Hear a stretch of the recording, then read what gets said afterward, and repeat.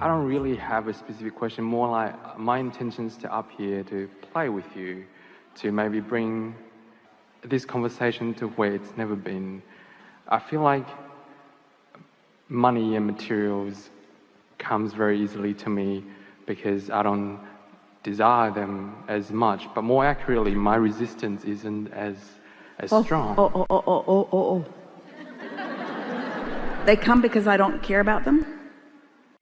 Well, they sort of just drop off the sky, but I mean, they don't. But to an outside person looking at my life, when I said...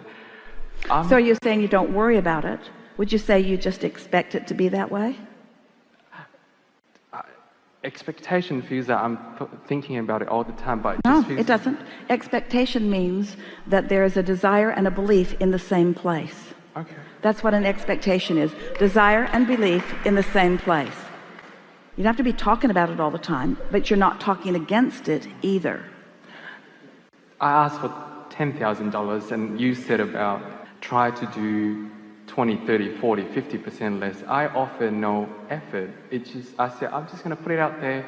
It's going to drop. So you don't offer effort because you understand that the laws of the universe are bringing whatever you want to you. Are you saying to us that you don't justify the well-being that comes through effort and hard work? You're not justifying anymore. You're just expecting it to come? It flows easily. That's the key right there.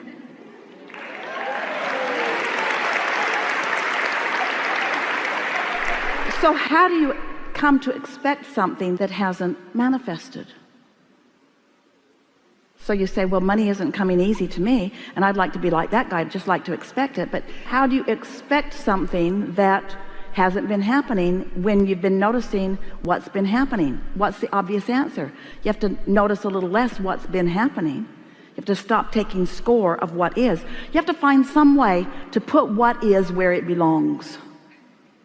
You have to put what is where it belongs in the past tense category. What is no longer matters, because what is does not have to continue to be the regurgitated active vibration. What is doesn't have to be the active vibration. What's wanted can be the active vibration. But what's the payoff for you? What are you going to focus on in order to stay focused on the vibrational reality rather than the manifested reality? How do you get yourself to focus forward instead of backwards? How do you stop looking at what is when what is so compelling? Something else has to be equally compelling. Let's play with this just for a moment, and then we will hear you. Please.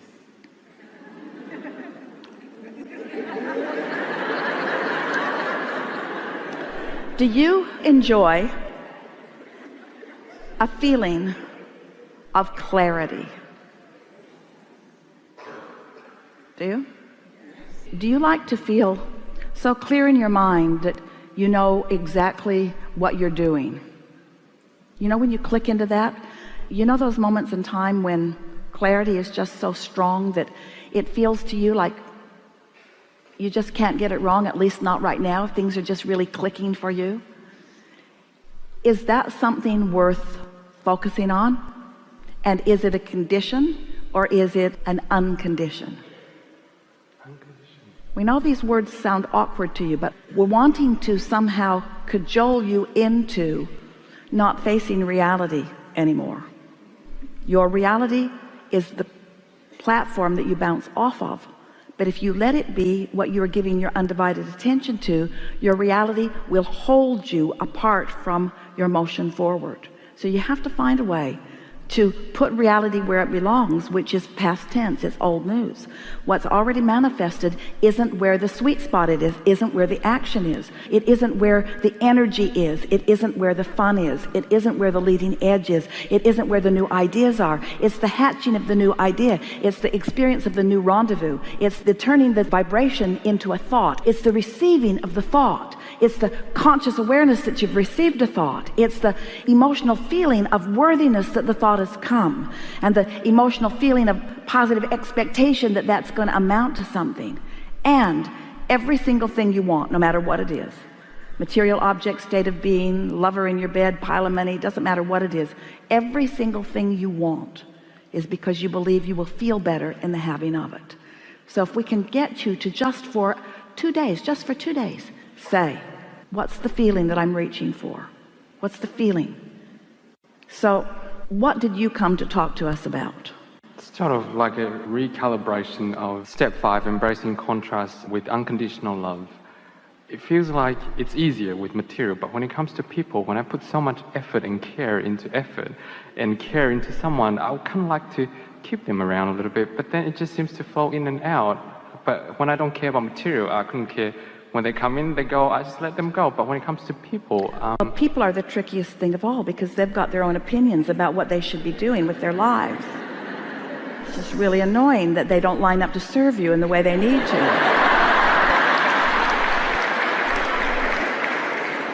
And some of it is because they want different things than you want from them, and some of it is because they are not in control of their own vibration yet.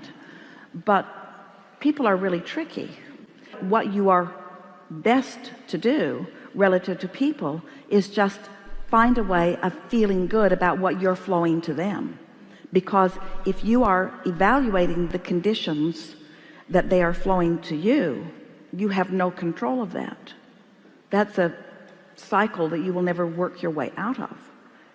So when you said embracing the contrast, it kind of felt like embracing the part when I'm aware that I'm being a conditional lover, which means I understand that I want to be unconditional, but trying to stop the train sometimes it just adds momentum to the train.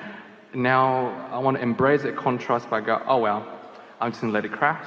Let us put just one little idea in this mix that is available to you all the time, but you haven't been receiving it. Oh, please. So we're just going to speak it to you in a see it, hear it, smell it, taste it, touch it way. We're going to put it in your ear so that you can contemplate it. But what if there's something that you want that's in your vortex, like the mastery of creation? What if there's something in your vortex that causes you to call someone to you who misbehaves? I hear you. What if in them not jumping through the conditional hoops, wouldn't it be easy if everyone would just behave, and all you'd have to do is just observe their really good behavior and you could feel good all the time? Yeah. But you do not do anyone else a good service, and they certainly do not do you a good service when they work hard to keep you happy. Because what they're doing is manipulating conditions, which is not sustainable. You found that out 9 days after you got married. It's not sustainable. But if someone has the audacity to not conditionally try to please you, so that you have to discover how to hook up with something that does please you apart from them, now you can, in a short period of time, master what true alignment is. I felt like the breakup in February was worth it once I found my alignment to be in that zone of realizing from broader perspective, to see that it was worth it, because now I truly understand what unconditional love is, rather than him being... But wouldn't it be great if, how often do you say, well, it was awful for a while, but then after the fact I now see that that was a beneficial thing? Wouldn't it be nice if you could accept that everything is a beneficial thing while it's happening? Yeah. Because one of two things is happening. Either it's bringing you clarity, it's either enhancing your desire, or it's in this moment satisfying your desire. It's either making your desire grow, or it's fulfilling it right here and now. And we think we love you so much that you are dramatically underestimating the value of a growing desire. Growing desire doesn't feel good to you if you're not good at keeping up to speed with it, because your desire is growing and you're not, and your desire is growing and you're not, and your desire is growing and you're not, and your desire is growing and you're not. And we promise you your desire is growing. So your desire is growing, but you're focused upon a condition, and your desire is growing, you're focused on a condition, and your desire is growing and you're focused on a condition. And after a while, the tug of war is so strong within you that you just sort of give up, and then you close the gap just a little bit, sort of by default, almost like accidentally.